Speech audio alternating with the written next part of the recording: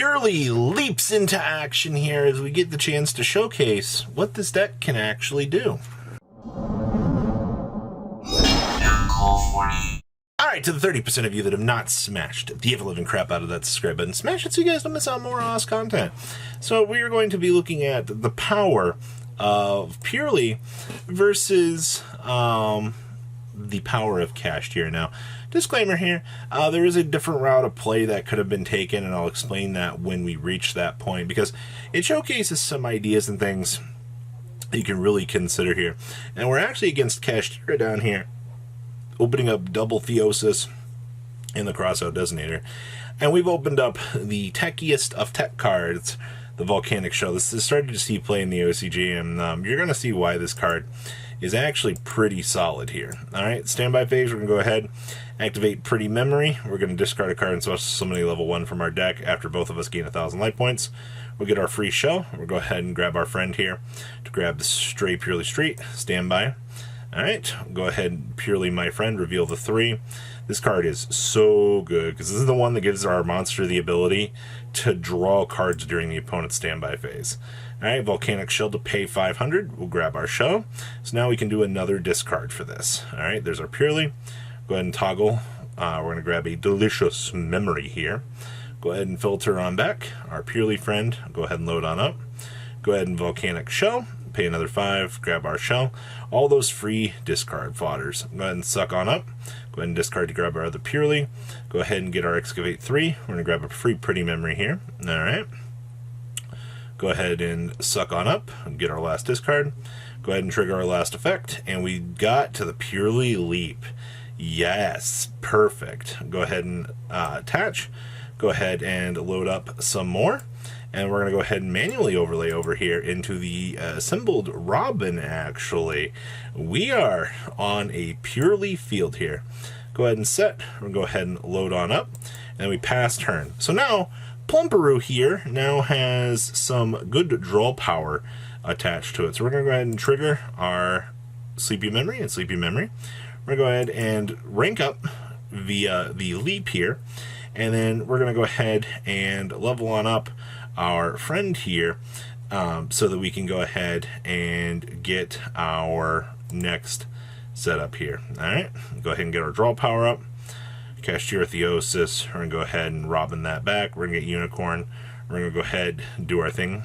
And then, alright, how many materials does the rank 7 have? A lot. We're going to go ahead and take that. Swing over the Robin. Fenrir banish. Down comes the Arise Heart.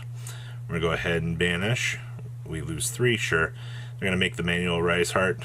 So, a little fun fact here. He actually couldn't touch the big monster there on the side because it literally, yeah, indestructible mode is pretty solid, actually. That's the reason why, like, the cat being unaffected by your opponent's activated effects is so stupid good.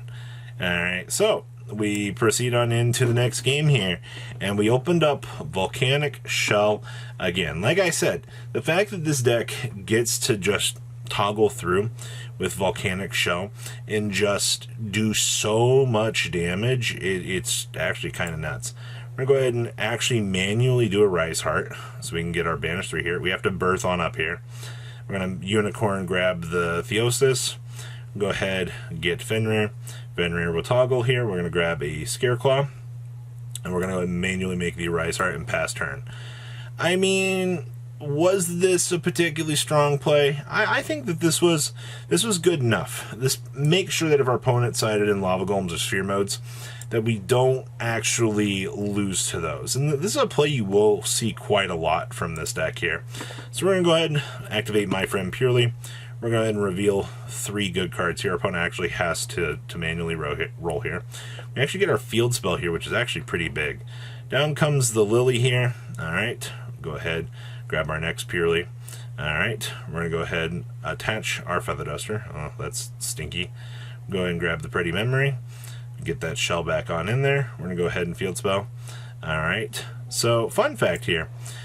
This field spell, your opponent cannot target purely monsters you control with card effects the turn that they were special summoned. Guess what?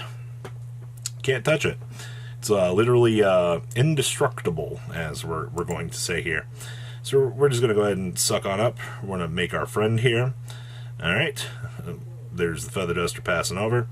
We're going to go ahead and get our Arise Heart now. We're going to go ahead and activate Pretty Memory to special our friend. We're going to go ahead and get our Excavate 3, which gets us the delicious food. And we're going to go ahead and grab that Volcanic Shell because free real estate, baby. And our opponent has nothing. Go ahead and next Purrely on up. Go ahead and get our Mill 3 into nothing, unfortunately. But that's fine. It's fine. We'll go ahead and overlay into Plump. Alright, Theosis on up. Go ahead and Volcanic Shell to grab us a card. And we're going to go ahead and rotate into the Assembled over there. Battle Phase, attack with our friend. Swing, swing. And then we're going to go ahead and make the Zeus. Alright, they get that sucked up. And we're going to go ahead and make the Nor here. You know, this looks like a pretty alright field, because it does feel like one. But this card right here is going to ruin our day. Down comes the Lava Golem. Pass it on over. We're going to go ahead and Kashtira, Scareclaw up. Go ahead and grab the Fenrir. Alright, Fenrir into the Rise Heart here. Now this is actually interesting. So we're going to swing on in with this. We'll go ahead and take 1,000 damage here. Now, this is actually really important because I don't know if you guys know this card or not. If your Kashtira monster battles an opponent's monster, that monster effects are negated till the end of this turn. This actually is going to prevent the beauty here from attempting to activate because of that clause. And that's something that Oozle here hasn't realized yet. It actually has that effect. We're going to go ahead and negate that. We want to go ahead and try to chain that, and it's negated. Alright, go ahead and draw some cards, and yeah, we're just going to go ahead and scoop them on up there because there's not really... We played to the best of our abilities that game. I'm going to be completely honest with you there. There's not a lot, purely just kind of getting stacked on over the Lava Golem. Sadly, there's not much you can do about that. I think the game went about as well as you really expected to see at that point. So, good stuff for that. Now we're going on to Game 3, and we have our favorite card here, the Evenly of the Matched. We're going to go ahead and Purrely on down here. So what the interesting misplay here, you actually just saw it. We should have purely Sleeping Memory and then attempted to deploy, or, you know, specialed a Purrely and attempted to start climbing up and then try to bait our opponent, which they would have negated this with the Imperm, and then we would have been able to deploy the Vanity's Fiend on them. So it's an unfortunate trade-off, but Oozle was pointing that out after this game. He was like, I should have just did the Purrely special, got Imperm to stop, or the opponent would have stopped it there, and then he could have deployed the Vanity's Fiend and then tore him through. But we're going to go ahead and do full Purrely combo here. I'm going to continue to stack on up our good cards. I wish we had the Volcanic Shell here. Go ahead and suck on up. There's the big guy. Big guy is going to go ahead and get to it. We're going to make the Assembled. We're going to go ahead and get one draw. And now we ash the field spell. Down comes the Fenrir. And it's just going to... It's bad times here. We're going to lose our little friend here. Hi, Plump. Go ahead and Fenrir banish that. Take our 2,400. Go ahead and take our Plump damage. And then we'll go ahead and make our Zeus on the Plump.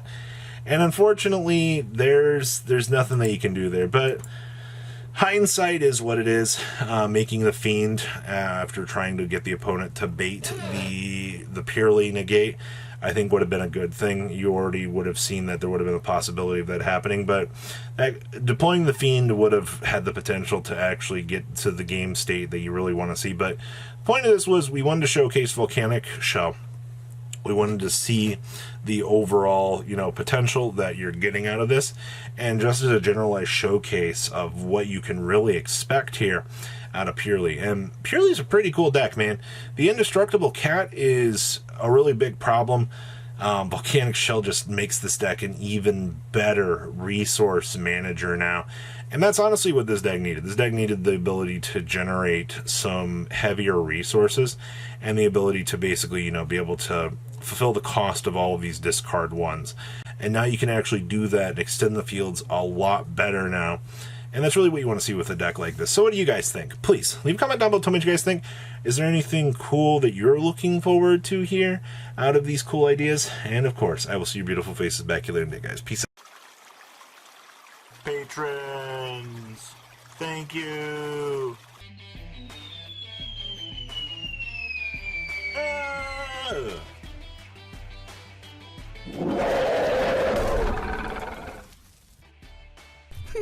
you so much for watching. Check out these other videos.